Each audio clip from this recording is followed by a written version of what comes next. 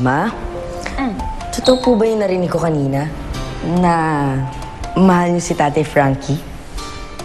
Uy, wala naman ako sinasabing gano'n Tsaka ikaw, kailan ka natutong makinig sa usapan ng mga matatanda, Ma, sorry po. Narinig ko lang po kayo ni Yaya eh. Pero totoo ba, Ma, na may feelings ka para kay Tatay Frankie? Okay. Sige. Naiintindihan na kita, Ma. Tsaka, okay lang naman sa akin na may love ka kay Tatay Frankie. Kaya pag nagkatuluyan kayo, may coach na ako, may tatay pa ako. Yes! Andy, anak, kahit nandiyan si Hero, sila Kikoy, kahit na tinuturing ko sila mga anak, iba ka pa rin. Dahil ikaw ang tunay kong anak, magkadugo tayo. So, hindi mo kayang kondisyon ko? Hindi mo kayang ako lang ang anak mo?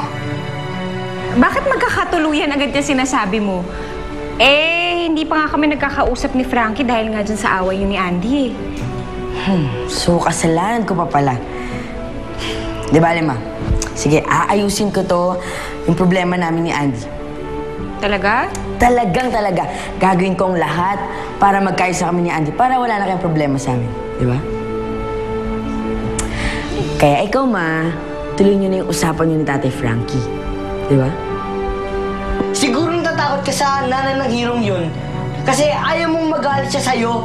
Kasi gusto mo siya. Di ba? Gusto mo siya? Pati ba naman si Lani nadamay dito? Oo! Kasi ayaw ko sa babaeng yun! Andy? Ayoko sa laring yun! Ayoko! Ayoko sa babaeng yun!